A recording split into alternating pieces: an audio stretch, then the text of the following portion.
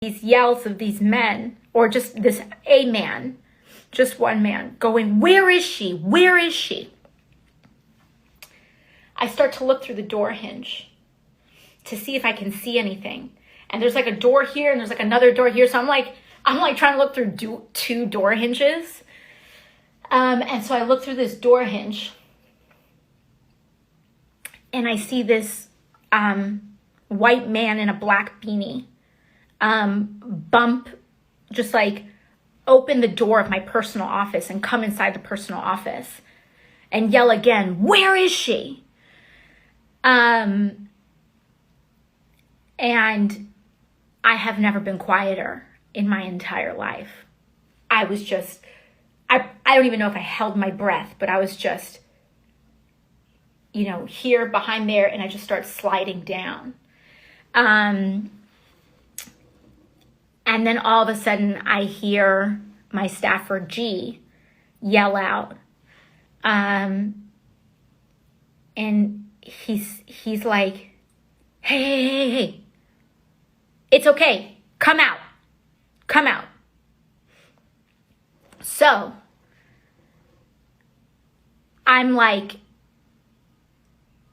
I don't know, so deeply rattled. I'm still processing the end of my life when I come out.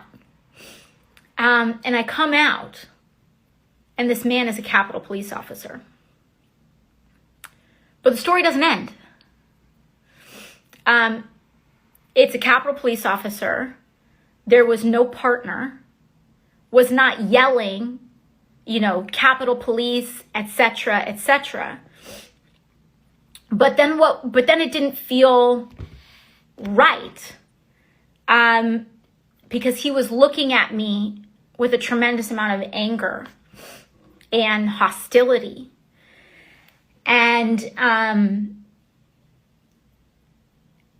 things weren't adding up. Like, there was no partner there. And no one was yelling. He wasn't yelling like, "This is Capitol Police, this is Capitol Police." And he was looking at me in all of this anger and hostility. And at first, in my brain and in my mind, I'm thinking, okay, I just came from this super intense experience just now. Maybe I'm reading into this, right? Like, maybe I'm projecting, like something onto him that like, maybe I'm just seeing anger, but maybe he's not trying to be angry. But I talked to G, my legislative director, after the fact, and he said, no, I didn't know if he was there to help us or hurt us either.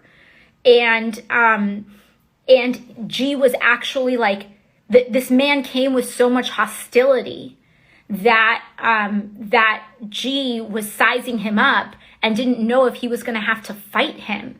Like, that is how like aggressive the situation was in that moment. And we couldn't even tell, we couldn't read if like this was a good situation or a bad situation. It was so like, like so many other communities in this country, like just that presence doesn't necessarily give you a clear signal if you're safe or not. And so the situation did not feel okay. And then he just looks at me and yells at me, and he just go down and then go to this other building. I'm not gonna like name the specific building, but he basically says, go down and go to this building. But he just says the name of the building, doesn't say anything else. But we're so rattled in that moment. And the situation felt so volatile with this officer that I run over, I grab my bag, and we just start running over to that building. Now, mind you, we weren't escorted. He didn't like come